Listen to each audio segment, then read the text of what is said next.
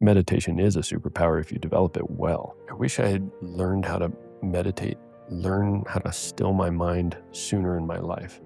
I'm convinced I would have performed way better throughout my career had I had that skill set. I can't quiet my mind enough to meditate, so I won't do it. And I always say in response, that's like saying I'm too dirty to take a shower. Maybe it was the universe, maybe it was just my subconscious, like knocked me over the head, was like, stop striving, just be peace. And that's when this like idea of like really engaging in a meditative practice kind of came to fruition, because it was like, if you boil life down to mind, body, spirit, what things can you do throughout the day to engage in those kind of activities in a healthy way? Raw, uncut, and unapologetic. Welcome to Men Talking Mindfulness. What does a dedicated meditation practice look like off the cushion and in the real world? Today's guest, Chris Lee, is going to help us answer this question. Chris is a former Green Beret turned high performance coach, author of Beyond the Battlefield. You can see it sitting right there behind him, and the brain, or one of the brains, behind Machine Mentality. Basically, battlefield medic meets monk with a whiteboard. Chris knows meditation is the quiet superpower that touches every part of life: focus, leadership, parenting, revenue, relationships, and the war between your ears. If you've ever thought, I can't sit still, or meditation isn't for killers of to-do lists, Chris is here to change your mind. Welcome, Chris. Glad to have you here. It's an absolute pleasure to be here. Thank you. Right on, brother. And Nice. Will, good to see you as always, brother. Yeah. I'll turn it over to you, man. No, hey, good to be here with everybody. Hey, thanks for showing up. Take a moment, maybe drop somebody a text message with this episode, or share this on your LinkedIn, or like, subscribe, share what we're doing over here. Help us to grow. If you want to just plug into more what we're doing with Men Talking Mindfulness, please head to our website, mentalkingmindfulness.com.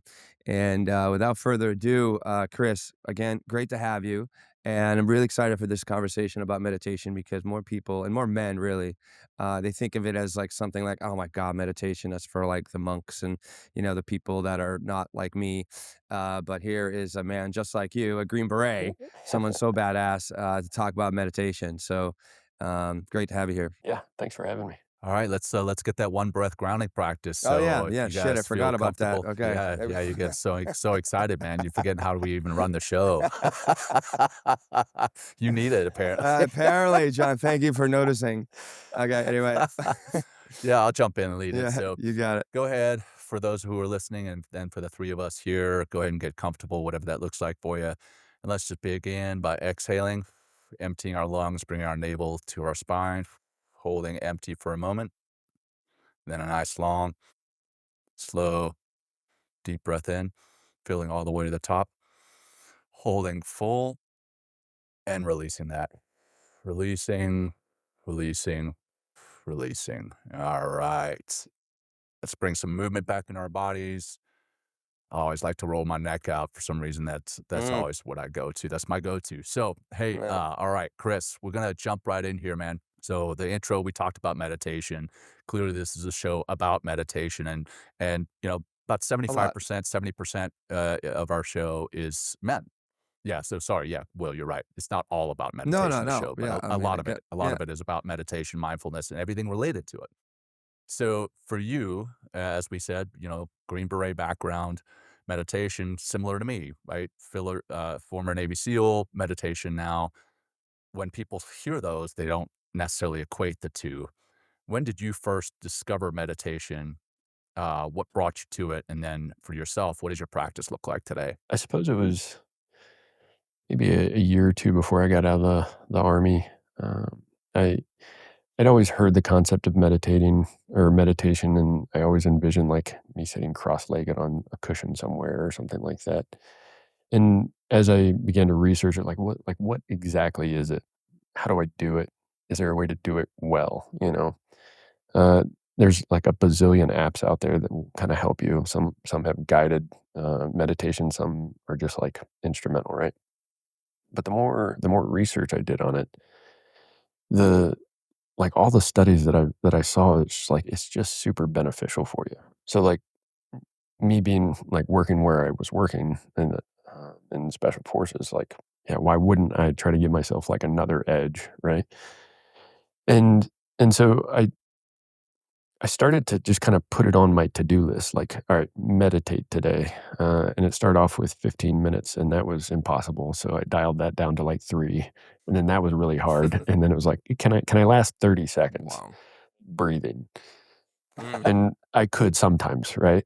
Um, but but I found when I put a practice like this, particularly with meditation, if it's just on my to-do list, it's like the first thing that falls off when life happens, right? It just gets pushed Mhm. Yeah. to like bedtime, and then I'm like, "Oh, I'll just lay down and meditate," and then I just pass out, right? And so like I just wasn't taking it seriously, like I would like physical training or something like that. And so I don't think I reaped as many benefits as I could have had I actually taken the practice seriously. Uh, Fast forward to today, it isn't just on my to-do list. It is like in the middle of my day. It's part of my structure of how I do things now. Um, and I'm glad to say that I've been able to work up from, 3 minutes sitting in my car before I would walk into work to now, one of my favorite ways to meditate is I do a walking meditation in my backyard. And I'm sure my neighbors think I'm bananas because I grab my gallon water jug and throw off my shirt and just start doing laps around my backyard. And I would do it for an hour, and then I would go back inside. But when I first started doing that practice, something that I found interesting was I was trying to match my breathing to my pace, to like the steps I was taking. So breathe in for 4, breathe out for 4. And after a little bit, I was just like out of breath. I was like, geez, Chris, like get it together. You're right. But I realized I was doing it backwards. Um, Rather than matching my breath to my pace, I began to match my pace to my breathing. And naturally, it slowed my pace way down. Uh, and then and then it was just comfortable. And it was like then I could actually focus on the breath and not me gasping for air. And it that for me, that was kinda like a metaphor for life too. There oftentimes, like, me specifically, I try to force life into, like, my pace, right? And it often doesn't work very well when you do that. And s Rarely. Right, exactly. And so it was kind of a cool, like, aha moment where it's like, "Man, what if I adjust my pace to life," and slow down in general? And it's been significantly better since. But, uh, I had to actually change up my walking pattern in my backyard because I was so, like, in rhythm that I was stepping in the same footprints around my backyard. It was 72 steps from my back porch, do a lap, back to the back porch, and it was, like, killing the grass. So I I had to, like, shuffle step every now and then like, adjust. But it was kinda cool 'cause, I was there's something about kinda, like, finding, like, a rhythm that's just natural, and then stuff is allowed to kinda, like, melt away, and you could really just focus on the thing that you're trying to focus on, whether a mantra or in my case, just breath. And I it was just a letting go process of, like I will say this, for years, particularly when I first started my practice, I was just beating myself up because my mind would just race and I would follow these rabbit holes, right? And then I'd be like, "Chris, you can't focus for 30 seconds. You can't focus for 3 minutes," you know? And, I heard a video somewhere, somebody was like, "Dude, be gentle with yourself. Like, just relax," Mhm, Love that. you mhm. Love know? that. And Yes. that was the game changer. It's like, just be gentle. Like, talk to yourself as though you actually care about yourself. And that has been, like I said, a game changer ever since. Like, when I do find my mind wandering, I'm just like, "All right, buddy, bring it on back. Breath."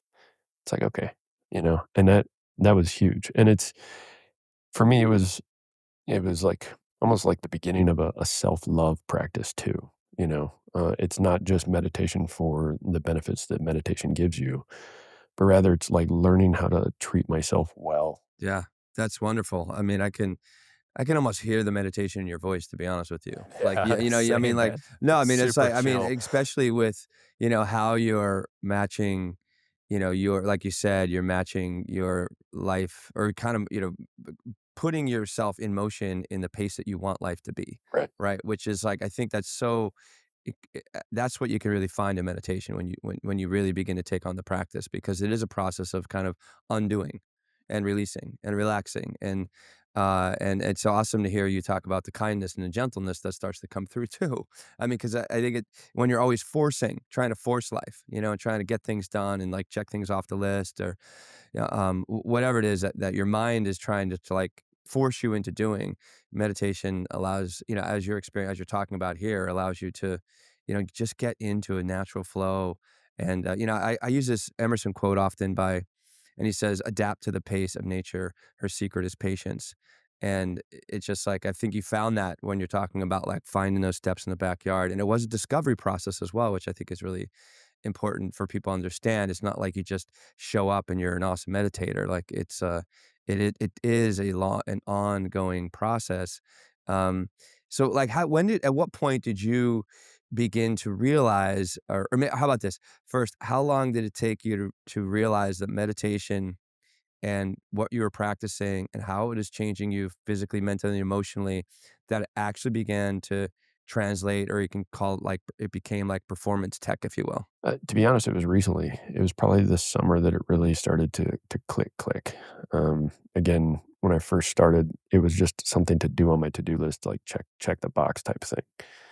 Um, but when I started to like really take it seriously, like in the same way that I would take physical training seriously, that's that's when I started finding the real effects that it had not only on my own life, but how I interacted with other people, right?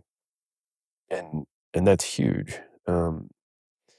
I've got 2 daughters, and, I was in the military for most of their life. So, when I would come home, I was, knife handing, "Get your room clean." You know? Um, I still do that. right. I mean, the knife hand is an And effective maybe I tool. need the walking practice. But but I found that the meditation has helped me it's helped me just be more patient, and maybe empathetic is a good word too, but I found that I'm learning that other people are the main characters in their story too, and recognizing that and interacting with them in a way that is, I'm I'm not trying to boss my kids around. I'm trying to help guide them on this journey, which is life, and do it in a way where they can enjoy it. Because life has a funny way of bumping into us, and it's not always pretty. But I do want to give them the skills to be able to navigate those challenges well. But that means I have to be able to communicate with them well. And my oldest is 19. She's actually enlisted in the Air Force. I'm super pumped about that. But she's at this age where kinda like everything I say is dumb, and so I have to, My 8-year-old is already at that right. stage. Yeah, and so, Actually, my 4-year-old probably. and so then how do I continue to father? How do I continue to guide if she doesn't wanna listen to what I have to say? Well, some of that is probably just, like, how I live then. How can I live in a way where she can at least see it and soak it up through osmosis? Uh, and and that includes, like, how I interact with her and how I talk with her and how I show up for her. And some of my favorite times were when she was learning how to drive. I get to sit passenger, and she hops in the driver's seat, and then we go get coffee together, and she's just telling me all the tea from high school, right? And I'm just listening. I have no idea who any of these women are that she's interacting with, but like learning how to show up in situations like that and just be, uh, and not being on my phone checking like our emails and like what else do I have to do today. It's like learning how to just be, in their presence. Is for me that was kind of the biggest thing. It's learning how to interact with people, particularly people that I really care about. That's been a big one for me, man. Like, I learned to meditate, uh, back in 2015, and I got to a point where I thought I had arrived, right? Like sometimes you go to the gym for, 6 months and you're like, all right, I feel pretty good. And then you drop off for a day and then you drop off for a week. And then suddenly you're like, oh crap. Well, the same thing had happened with meditation. And in 2017, we had our first child. So we've got two little girls with a little boy in the middle. My little girl, she was like just a couple of days old, weeks old. And she would get up in the middle of the night as young children do, and I would go through there, like, a little bit angry, which is ridiculous to think about, but I'm like, "Oh my gosh, she's interrupting my beauty Right. sleep." And then I would go through there and, warm up a bottle of milk, feed her, and my mind was on everything except this beautiful little baby in my hands in this moment right there. And I would be thinking about work the next day or something that I had screwed up in the past, and then I would kinda work myself into this tizzy, put my little girl back in the crib, and then go back to bed, but now because I've worked myself into this tizzy, I couldn't get back to sleep. And I was like, "Man, I gotta learn how to get back to sleep and relax." I'm like, "Wait a minute. I have this tool that I've learned before." So I got back into meditation basically because my little girl. And after about 2 months or so, then when I would wake up in the middle of the night to feed her, I was actually looking forward to that time with her, like you just mentioned, being present with her and listening to all the little noises that she made and her reaching up and grabbing my hand and like that, enjoying that time and actually looking forward to it. And then I would put her back in the crib. And now because I haven't worked myself into this tizzy, then I would actually be able to sleep better. And I mean, that stillness there at night, the stillness and the meditation, those went together, but that also led to stillness at work. And so that kind of leads me into this next question, the Green Beret origin story, if you will. What did stillness on a cushion or however you meditate, what did stillness teach you that the battlefield could not? As you know, like special operations is pretty high speed, like high stress. Even even sitting on the computer filling out, cyber awareness training or whatever is Yeah. it can be stressful, right? Um, and so Yeah. so for me, it's almost comparing the 2 lives, during military versus post-military and how different I feel now. And then I'm almost regretful of all the missed opportunities. I could have been still. I could have been present and probably performed better at work, right? As you know, military is like, "Be here at this time, don't be late, hurry up, now wait, now hurry up again." Hurry up and Right, wait. exactly. And so it's from day one, you're kind of instilled with this, sense of urgency always, and everything is a big deal, and everything is a catastrophe if it goes wrong, you know? And there's a reason behind that, and I get it, but I wish I had learned how to meditate, learn how to still my mind sooner in my life, 'cause I'm convinced I would have performed way better throughout my career had I had that skill set, you know? Yeah. Why do you think that is? I think it's because we operate constantly with 85,000 things in our brain, and we're spread super thin always, and our mental bandwidth is so stretched that it's hard to get depth into things unless you force that focus, you know? And learning how to focus well and seeing it as a tool, I think just would have benefited me, in my military career. So I'm grateful that I've kinda discovered that skill set now, but I do wonder, like, man, I wonder if I could have done better in these various areas, had I had that skill set more thoroughly developed, you know? Well, I would bet you would, because what you described, like, hurry up and wait, everything's a big deal, there's a huge sense of urgency, like, where does that put us, right? It's like put us in a constant state of, like, adrenaline and, cortisol in our bloodstream, so we're in our mind, we're not really in the moment, and, when we're locked in our head, worrying about whatever, stressed out or anxious, it's like, we're definitely not our best self, but imagine being grounded, you know what I mean? And like having boom, all of yourself lit up and ready to go. because you can feel your feet on the ground instead of like worrying if you're going to get like yelled at or whatever it is, you know? So yeah, yeah. I mean, that's a lot of things that I teach. God, John. Yeah. You know, I wish that I'd learned it earlier on too, because I mean, mindfulness meditation, it's if you boil it down to one word, it's awareness or presence. 100%. And when you're on the battlefield, we talk about situational awareness. Mm, And quite often, you know, situational awareness almost gets forced on you when bullets start flying. mm. I mean, ideally you're situationally aware before that, but you're also like as you're walking, like, oh man, this one piece of gear is rubbing into my back, or Yeah, whatever, like yeah, yeah. stupid little ankle biters, and then suddenly the shit hits the fan, and like, it's like now you're super focused. But in practicing meditation or mindfulness, you can be like, okay, yeah, I feel that in my back, but the mission at hand is to be paying attention 180 degrees in front of me, turn around 180 degrees behind me, look all around, take it in. And sometimes it's just hard to do. But if I'd learned that before, I think I would have been a lot more present on the battlefield, both as a warrior on the battlefield, but also as a leader, right?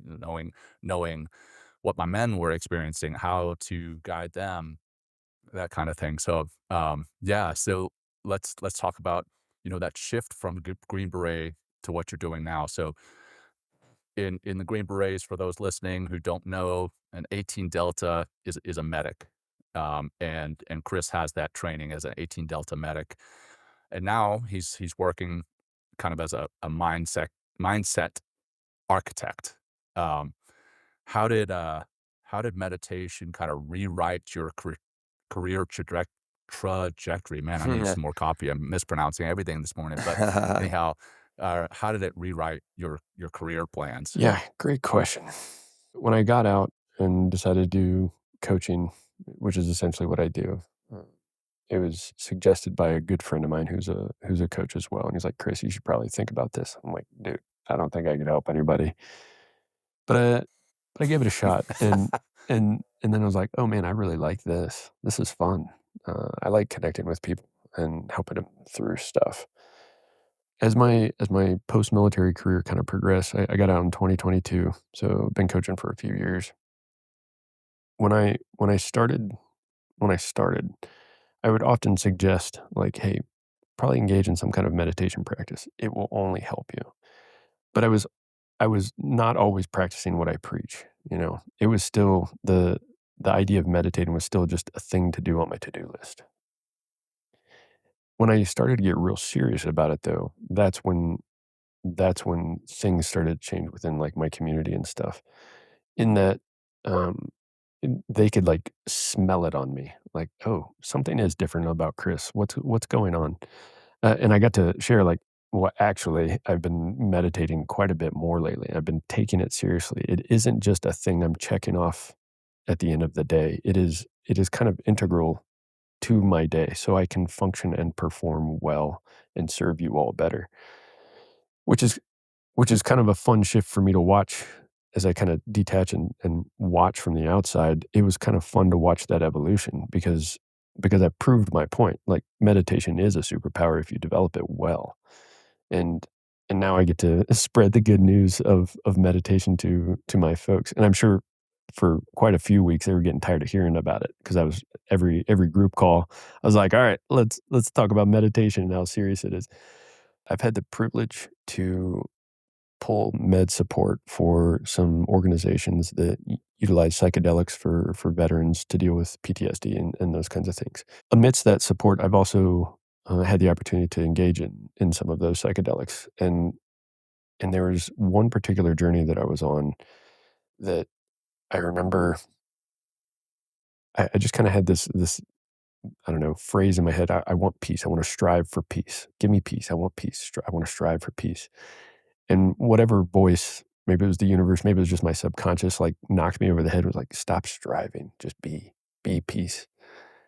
And that's when this, like, idea of, like, really engaging in a meditative practice kinda came to fruition because it was like, if you boil life down to mind, body, spirit, what things can you do throughout the day to engage in those kind of activities in a healthy way? And I was like, meditation, physical fitness, and being creative in some capacity. That's kind of how my brain wrapped around that.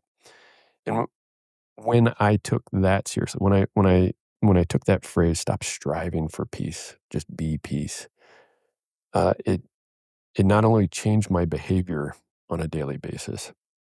My second book will be talking a great deal about that concept, where peace is not on some distant mountaintop that we have to go searching for it. It is buried beneath all the shit that we've put on top of it.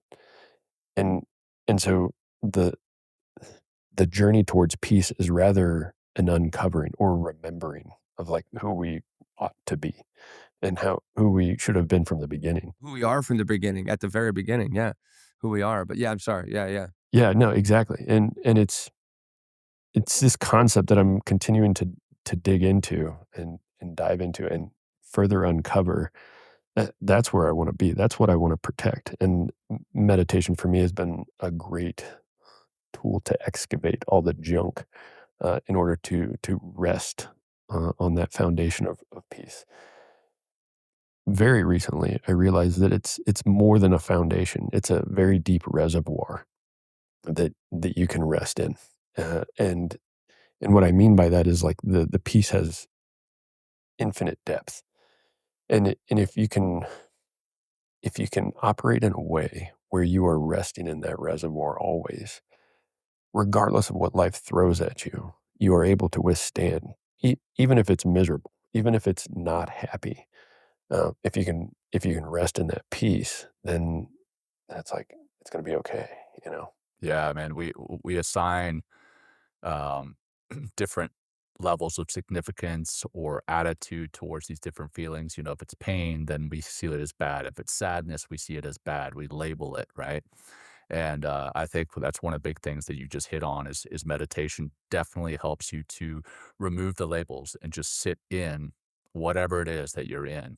And for those, if you saw me jump off the camera Yeah, for a second there, got this picture here of the Buddha, and the Buddha is sitting very peacefully, but inside there's rage and chaos, and you know the meditation helps to calm that rage and chaos, or whatever it is, and find you help to find that peace. And I love the way that you described it there as a reservoir of peace, that's you know you can continually kind of dip into, and I mean to take the metaphor a little bit further, you know, drink from continually.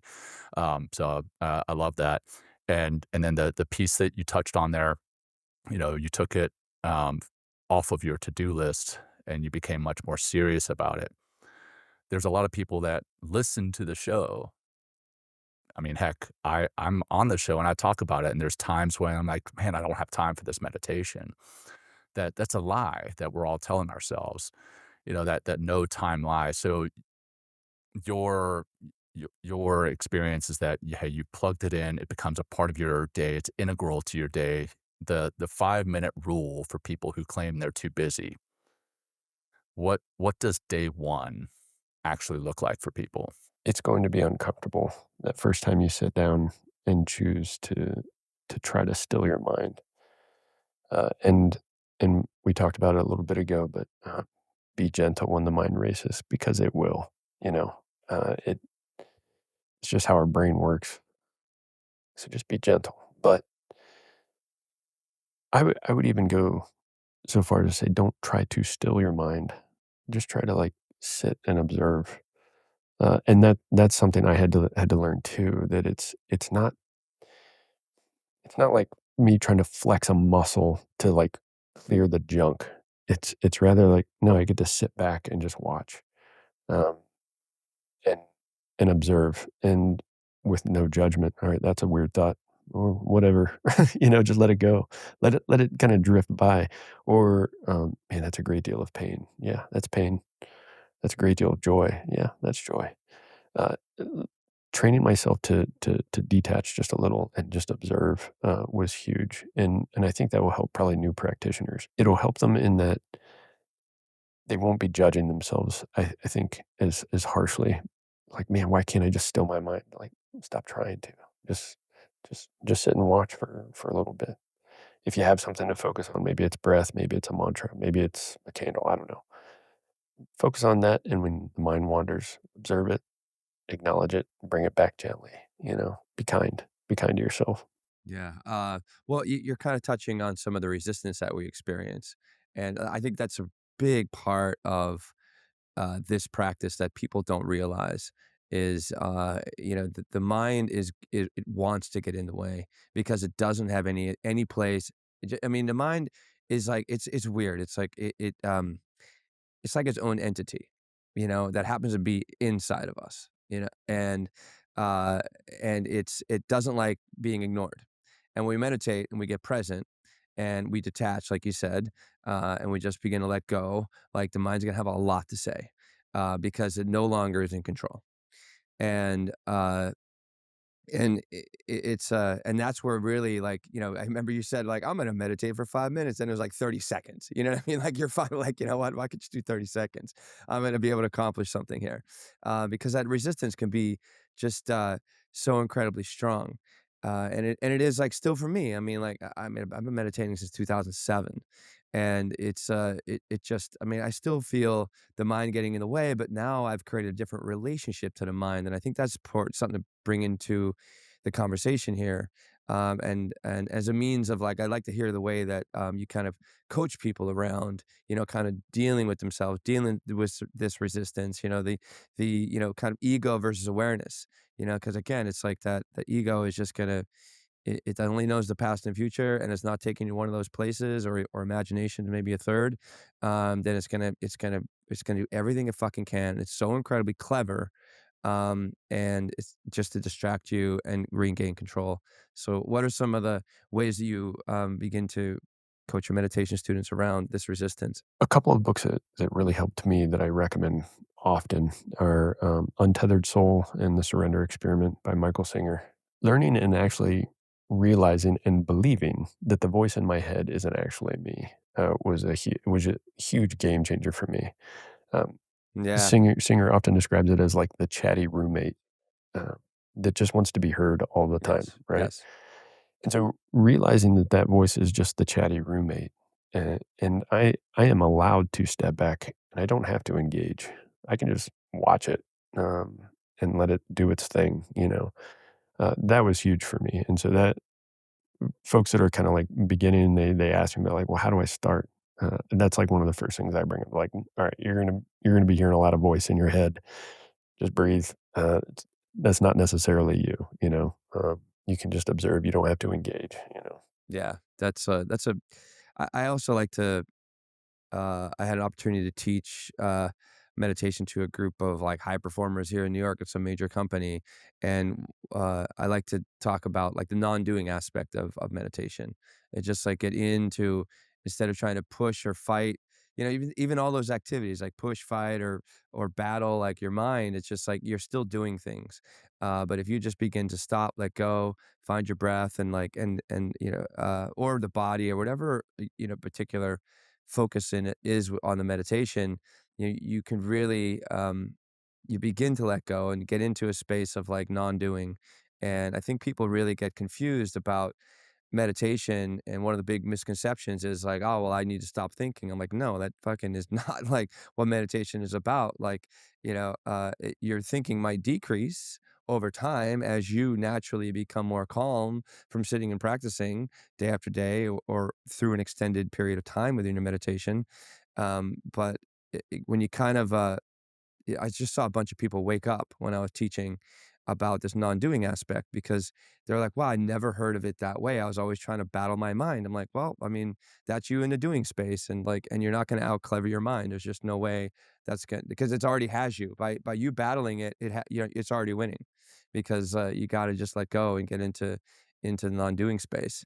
Um, uh, yeah, John. What's anything over there that you like to bring into this? Yes. So just talking about, again, the 5-minute rule, right? We were just talking about how you make it integral in your life, but inevitably something is going to pop up, right? Something that Will and I always talk about in our courses, in our retreats, is being consistent. Again, same thing with the gym, right? Staying consistent. If you go to the gym for 20 minutes every single day for 3 months versus, 2 hours once a week, the 20 minutes every single day is gonna make the bigger Right. difference. But the things that kill that consistency, you know, Will and I both travel a lot. You and I, Chris, we both got Mhm. kids. You got books that you're writing, and you probably have book launches. You have podcasters who keep reaching out to you to come on their show. You know, what breaks these routines? And then, or I guess, yeah, those are some of the things that break routines. Mhm. But then, how do you bulletproof your practice from these routine breakers? I heard something a while back. I'm gonna butcher it, but I'm gonna do my best to paraphrase. It was something along the lines of a meditative state isn't the thing. It is like it is the equivalent of the fragrance of the flower that you're looking at, right? So, all right. So, what does that mean? That means that you have an opportunity to eventually develop like a constant meditative state. It isn't something necessarily that you would have to turn off or could turn off, but that requires the practice. That requires like engaging in consistent activity that helps foster that fragrance, right? So, to your question, how do it's easy when everything is the same every single day and you can just block off this time, right? I think if you're traveling a lot or if you're always busy, it's all right, find the 15 seconds that you're able to be still and focus on breath and let go. Maybe that's standing in line at the grocery store or sitting in the back of an Uber. Or maybe that's when you're rocking your child to sleep, right? Like you can find these moments. And when you begin to look at it as a lifestyle as opposed to a thing to do, I think that's for me, that's where it started to switch, where it's like, no, I could just be meditating always.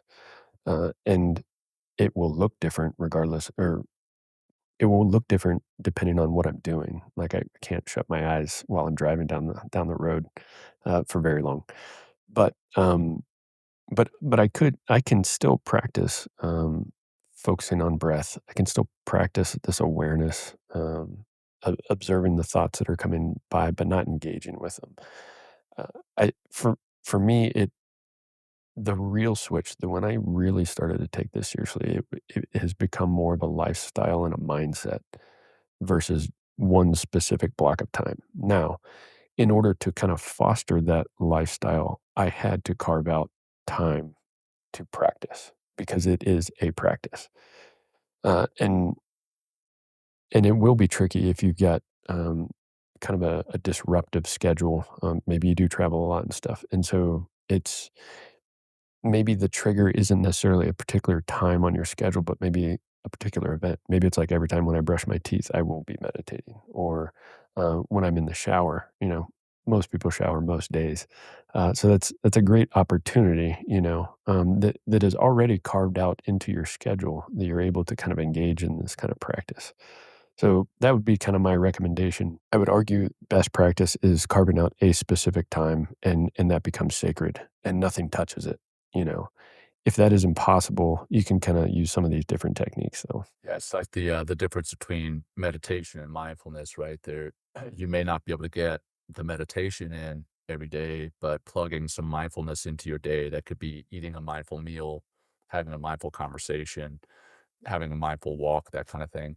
Will and I we're data nerds, right? So I used to wear a Whoop. I'm looking at getting another type of ring. It's not the Aura ring. Like, so we track different metrics. Um, and what we have seen through these metrics, and surely it's anecdotal when we look at just ours, but we've seen it across the board. These different metrics are affected. So heart rate variability, sleep, reaction time, these kinds of things. Do you track anything so that you can see that the progress is not just these kind of ethereal vibes? Yeah, I use the Aura Ring, to primarily to track my sleep, but it does offer some insights into some other metrics as well. Um, Everything's kinda connected, and so if you if your sleep sucks, that in itself will be a distractor, and will disrupt your capability to even calm yourself. One would think that like, oh, if you're tired, you should be able to calm down quicker. I have not found that to be the case. Um, No, No way. not at right. And all. less control. My Exactly. my kids will tell you it's not the case too. Right. Yeah. Right. And so sleep for me is a big one, and my sleep has not always been great, and I'm working on it. But, and then there's also like, all right, what do I consume too? Not just food-wise, but what kind of information am I bringing in? What kind of things am I scrolling through? That becomes another, mm, it becomes another variable that will affect how well I'm able to do the practice, and then which will then affect my capability to be kind of in that meditative state. So I don't know if you guys have seen advertised the brick. It's this cool thing where it's this little, Oh, yeah. yeah, it's this, I got it right here, yeah, man. dude, I love it. Game changer. So Oh, it's it great, it man. shuts down all my social media at 6 AM, and if I have to get on, if I'm posting for work or whatever, I have to walk down out of my office, down into the garage, tap the little thingy in order to get back onto social media, which is a pain in the tail and awesome because then I don't do it as often. Yeah, yeah, you've got it. Uh, so so if I Yeah, understand that it's awesome. if I understand that there's certain things that will affect my capability to practice well, what can I do to ensure that those things won't negatively influence that? Sleep, as I mentioned, is a big one. Like, how do I get really good sleep? I've got a slumber cave. I've set my bedroom up in such a way where it's like 68 That's degrees at awesome. night, pitch black. I've got double blackout curtains. I've put tape over all the little LED things here at my desk, and it's just like it's pitch black. It's a cave. I love it. But that will positively affect how I sleep, which will then positively affect how I'm able to practice, which will then positively affect my meditative state throughout the rest of the day. Right. So stuff like that is huge. I'm a data nerd too. I love tracking metrics on myself. I think alcohol's is one of those. I'm not sure how your community was, but GBs are some drinkers, and and Oh, man. uh, Yeah, special operations as a yeah, whole, and for sure. understanding that alcohol is often used as self-medication, uh, but it's like the worst thing for you. It's essentially poison. I'm not like a teetotaler, like, I still drink, on occasion, so don't hear what I'm not saying, but if you understand that it's a poison, it will then affect your sleep quality, which will then trickle affect the rest of your day. Like, how much should you be drinking, right? That's kinda my thought on it.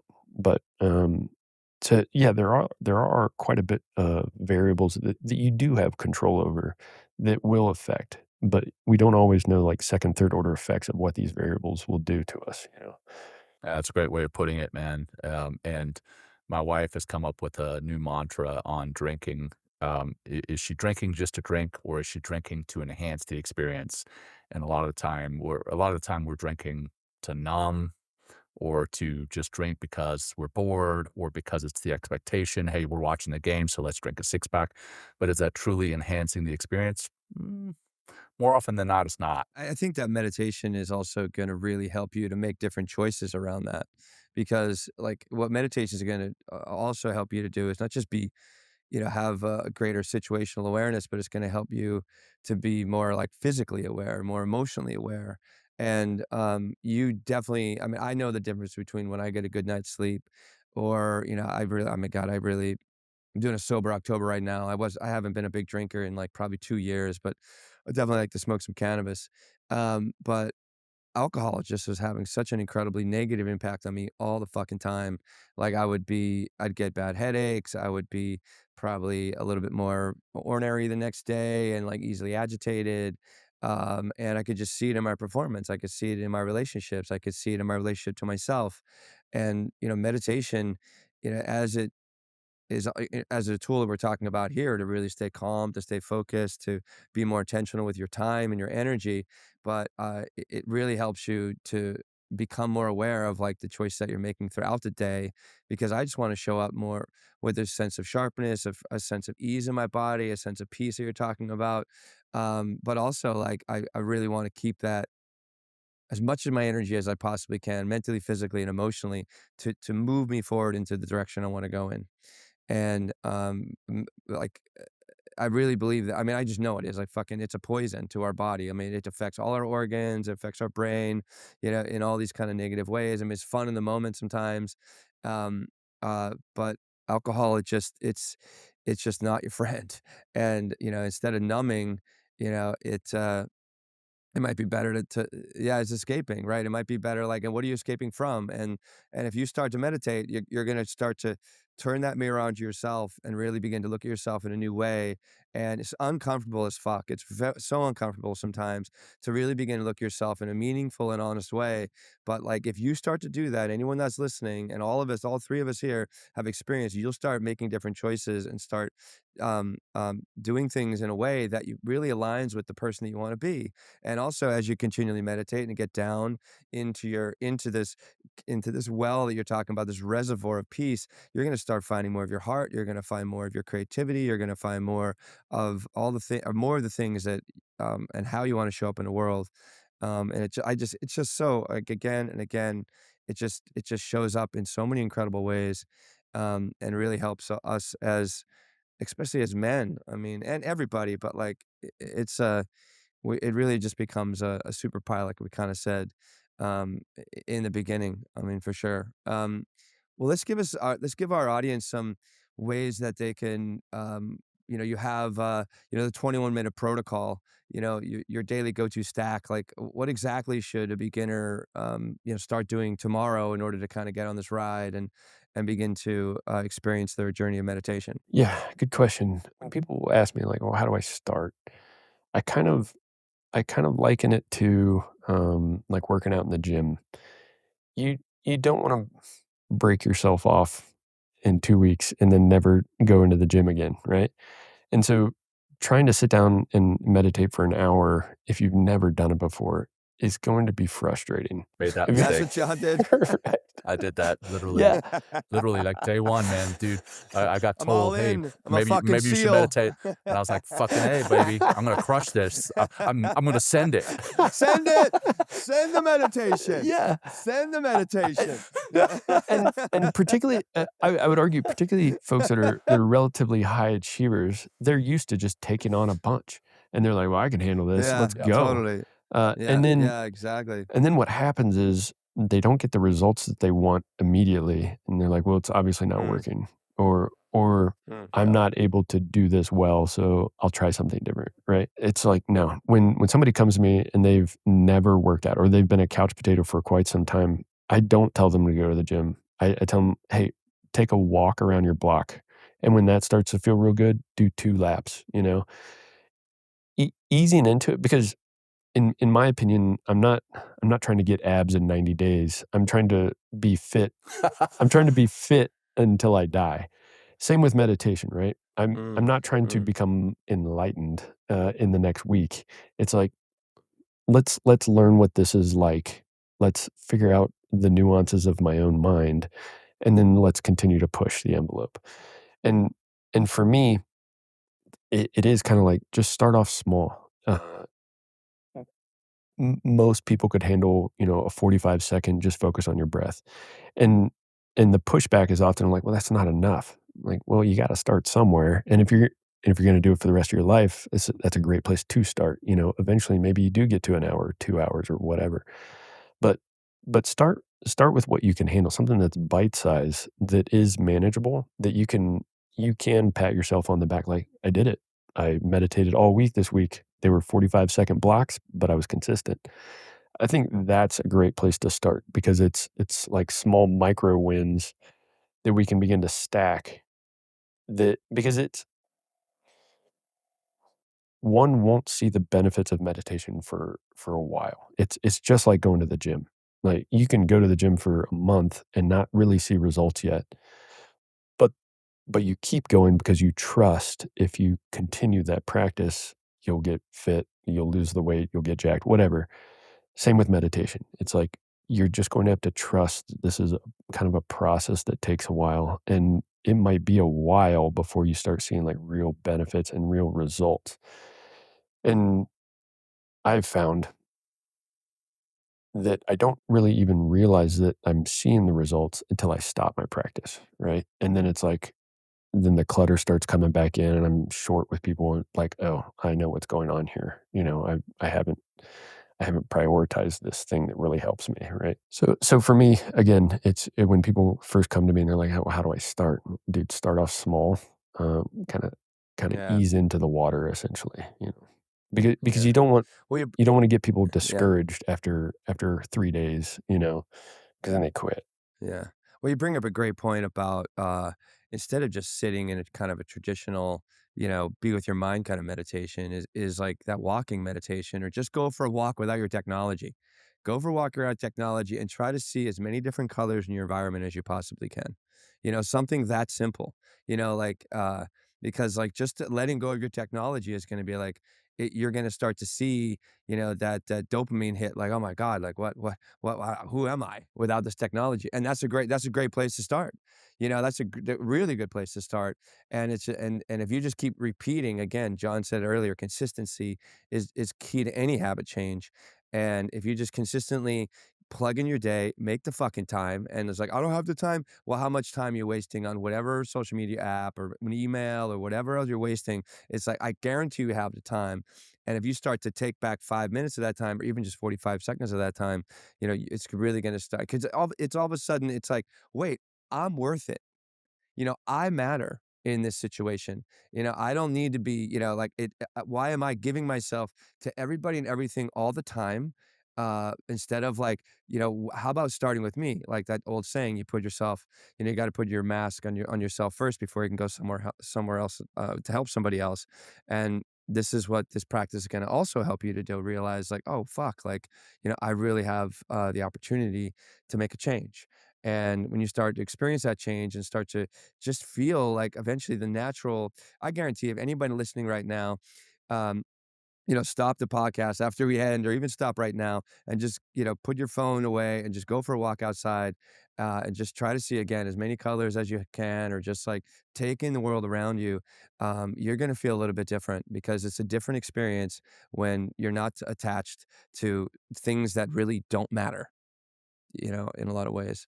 And then when you come Yeah. back after pausing and doing that walk, listen to the rest of the Yeah, of course. Yeah, podcast. exactly. Please, yeah. And like, subscribe, and share, and send someone a Yeah. text message, and leave us a review. Okay. So thank you. Thank you. We're not making And a demand. oh, I want to take that gym Yeah. analogy one step further, right? You're like, you're not if you're fat, out of shape, unhealthy, your cardiovascular system's poor, you know, it's not going to take 2 weeks to suddenly become in shape. Well, it took you a while to get to the place where you're out of shape physically. So, for me, I retired from the SEAL teams in 2020. I was in good shape. And I was like, "Oh, yeah, I'm gonna be in good shape for the rest of my life. Maybe I'll take a couple weeks off." And then suddenly I'm, 40 pounds heavier. I'm like, "Oh, wow, this snuck up on me." But it really didn't sneak up on me. It took 5 years. And then I go to the gym and I'm like, "Okay, yeah, I'll work out for 3 weeks and I expect to be back to where I was in 2020." Well, it doesn't work like that. Well, the same thing with your brain, right? Your brain didn't get to this total chaos or this stressed out state in 3 weeks. It it has taken your entire life to get where you are. And now to change that, you're literally going to have to rewire your brain, change the construct of your brain. That's what's going to happen in meditation, but it doesn't happen overnight. It takes time, just like getting to that state took time. So I just wanted to kind of add in to that same analogy. What are you feeling there, Chris? Like, what's right now like a kind of gap in this conversation you feel needs to Yeah. be plugged? There are a couple of, I guess, pushbacks I hear in regards to meditation. One we've kind of touched on, which is um, I can't quiet my mind enough to meditate, so I won't do it. And I always say in response, that's like saying I'm too dirty to take a shower. And so That's they great. usually laugh at me, It's perfect. because I'm gonna clog the drain with all the dirt coming off my body. I'm sorry. And it's like, but it was just but like no, I think that's ridiculous. an Anyway, sorry, appropriate Chris. analogy. Yeah, Yeah, we know that you can't quiet your mind. That's kind of like the whole point. So so start learning to It's not take the yeah, shower well, right? The other one yeah. is folks from my other community where I used to work. They're like, "That's so dumb. It's such a waste of time. Why would I sit there for 15 minutes or 30 minutes? It's dumb." This is how I usually push back to that, which is, uh, if an alien were to come down and stand in the gym that you're working out in, they would observe you doing deadlifts, and then they would question like, "Excuse me, you just picked that really heavy thing up and put it right back down where it started, and then you did it several times. W why did you do it? You didn't accomplish anything." The response would be like, "Well, actually, the lifting process was what I wanted to do. You know, that was the point." And that's how I kind of, relate meditation to it. It's like, the point is learning to be still, learning to observe the thoughts, and eventually they begin to quiet. You know, that is the point. It's that's where the work is. And again, I truly believe meditation becomes a borderline superpower when developed well. But those are kind of two of the pushbacks I often hear, and those are my responses to them. Those are good ones. I've got like, I don't have it right in front of me, but I have like the 16 myths of meditation. You know, that you have to be sitting on a cushion, that you have to be sitting in the lotus position, that you have to quiet your mind, that you like all sorts of things there. But the last thing I wanted to kind of go to is, you know, in the SEAL teams, in the ODAs, you have a group that holds you accountable. And you know, what are your thoughts on kind of solo working at this or doing it in a squad, a team, a platoon, like a community to coach you through maybe or hold you accountable? How do you think, what do you think about that? I'm a huge believer in tribe and community. I think just more gets accomplished when you have some kind of standard that you're being held to, right? The tricky part, I would argue, is a lot of folks, particularly where we used to work, they look at things like meditation or yoga and they're like, "That's dumb. I'm not going to do that. It's frou-frou, whatever." And so Yeah, it's it's for sissies. right, right. If it's being imposed upon like a team, there will be guys that are into it and they're like, "Yeah, I'll do this." And there'll be guys that are like, "This is stupid." And they'll just kinda go through the motions, right? And it's you're not gonna get the same kinda level of growth, I think, if you have, like, kinda that mixed bunch, where some are just kinda checking a box, right? If, though, you can surround yourself with the kind of people that are like, "Yeah, no, I understand this is what I need in my life. Let's do this together." That accountability of like, "Hey, did you do your meditation?" Or, "Hey, are you coming over so we can meditate today?" Like, that's huge. Finding those people may be tricky, but I would argue with the power of the internet, you can find somebody that's like-minded and you'd be able to achieve. Right on. And now it's time for a shameless plug of our upcoming new meditation community that we're going to be building. So it's coming up in January or February of next year. We're going to have something on the Circle app, whole Yeah. meditation course, and we're going to have a community built Yeah, around yeah, it's that bigger than for that very meditation reason. too. Yeah, it's a lot of Yeah, awareness it's that we're way gonna bigger. gain. Yeah, so meditation's just a piece of it. But like, I mean, I think, I feel, I know we're stronger together, 100%. And when you are sitting and you're struggling and you're in a group and however big the group is, and you're and maybe you kind of like pop out of your meditation, you look around and the other people around you are still meditating. It's like, okay, I come back and I get to my anchor and I begin to continually meditate. And there's also like a collective consciousness, a collective unconsciousness that's happening. There's a heart kind of thread that begins to weave in everybody, and it's just like we are more powerful together. I mean, it's like, look at, I mean, everything you guys do. You're not a solo Green Beret. You're not a solo SEAL. You have a team. You know what I mean? And even in meditation, you can kind of look to your friend or look to your community. Get answers from them. And if you're really working with a really solid group of people, they're going to help you and they're going to support you because they're having the same struggles as well. And and and you're also in that common pursuit as well. It's almost like masterminding in some ways to be able to do this. So it's I can't. It's yeah, it's stronger together for sure. And if you're really struggling out there or struggling to get started, then lock into a group. And again, you can take the course we're going to come out, and Chris, you have a bunch of things that as well that you're working on. So why don't you? We're going to close, but like, please tell us what's going on out there, how people can find you, and all the wonderful books that you've written as well. Appreciate it. Yeah, my name's Chris Lee. I'm on Instagram and TikTok, coach_Chris.Lee. I very recently signed some paperwork. I'll be working with Nick Lavery as well. I'll be president of Machine Mentality. I'm super stoked about that. Yeah. So yeah, thrilled for that opportunity. That's going to be super exciting. And we're going to be talking a lot about, meditation and learning to still the mind and uncover that peace that's within us. First book, Beyond the Battlefield. I appreciate the plug. That's essentially my whole coaching philosophy in 140 pages. There are no war stories in it. It's just my thoughts on how to set up a life that's relatively successful. Next book that I'm working on will be Beyond the Serpent, and that's all about kind of what we've been talking about today, which is uncovering peace and finding it within us. It's again not something on a distant mountaintop somewhere. So that's what I'm Yeah. working on currently. When's that coming out? Good question. What do you think? My hope is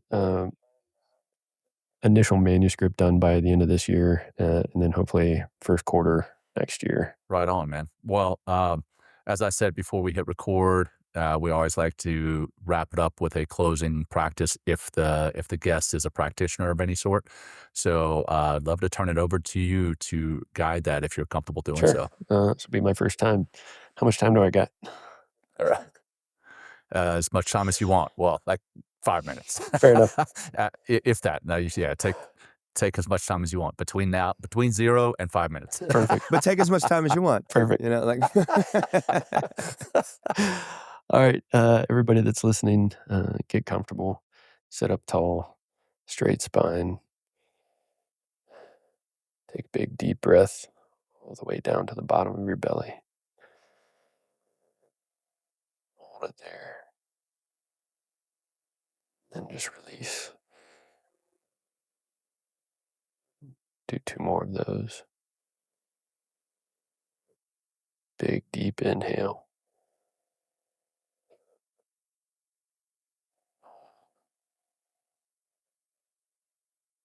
Then release.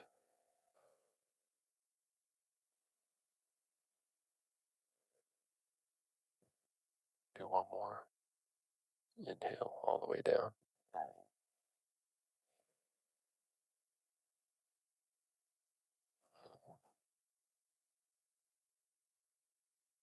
And release.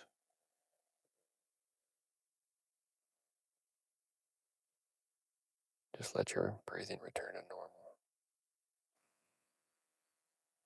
In through the nose, out through the mouth.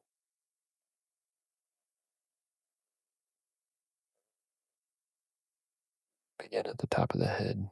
Just bring awareness there. Let your awareness behave like liquid light.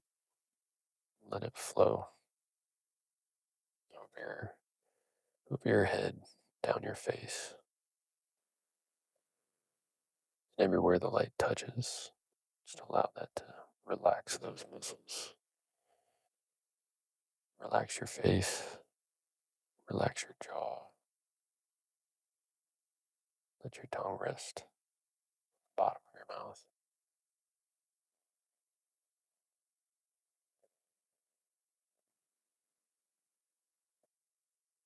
As the light continues to flow down your neck, into your shoulders, relax your shoulders.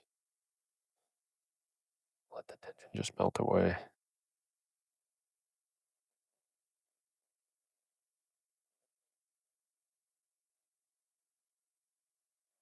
As the light moves further down, bring awareness to your arms. Any tension that's there, just let it go. all the way down to your fingertips. Just relax your hands.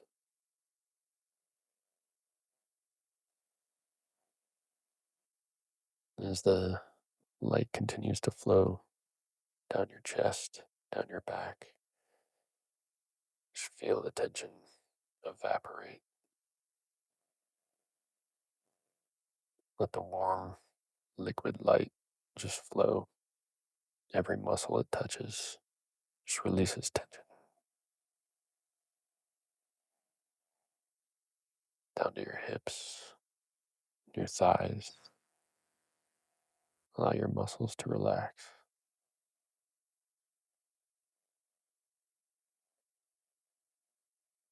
The light moves down to your calves.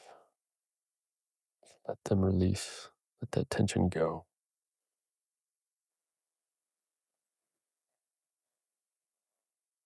As the light reaches to your feet, notice your feet on the ground.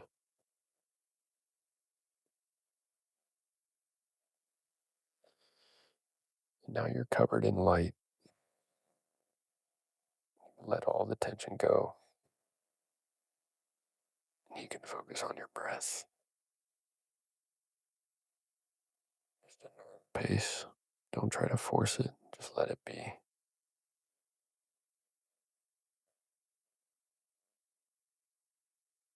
And as thoughts begin to wander into your mind, don't fight them. Just observe. And let them float away like leaves on a stream.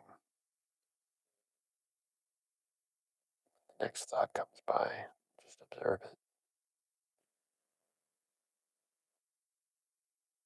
And anything else you observe, maybe it's a hunger pain, dry mouth, itchy back. Just observe it. Let it go.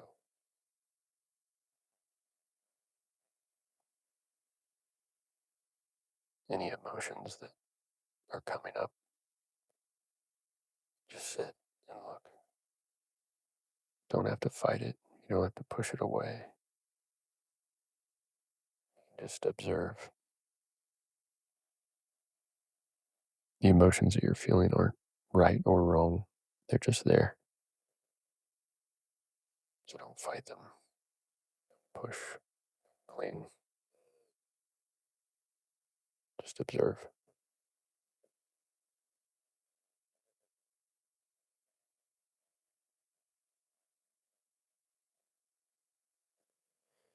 As you continue to breathe normally, focus on that breath. Focus on that inhale. Maybe you feel it in your nose. Maybe you feel it mostly in your chest. Observe that sensation and then let that breath go. And observe the next one.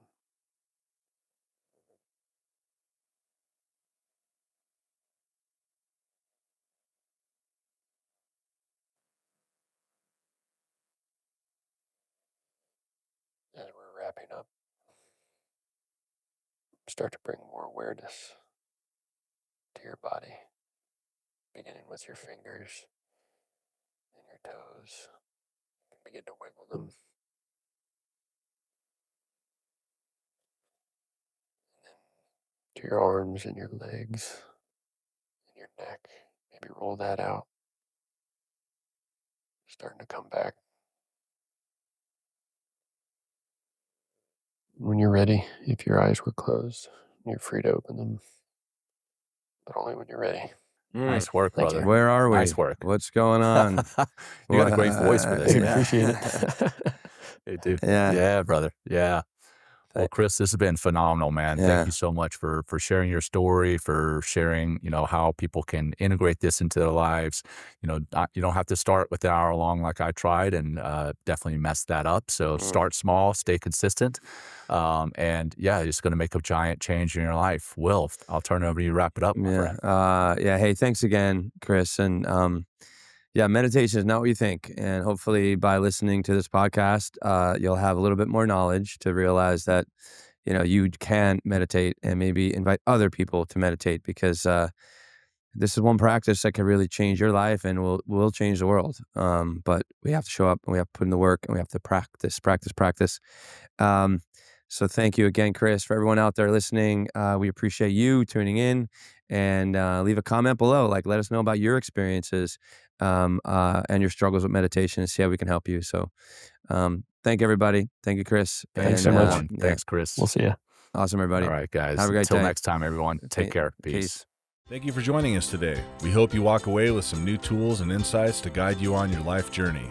New episodes are being published every week, so please join us again for some meaningful discussion. For more information, please check out mentalkingmindfulness.com.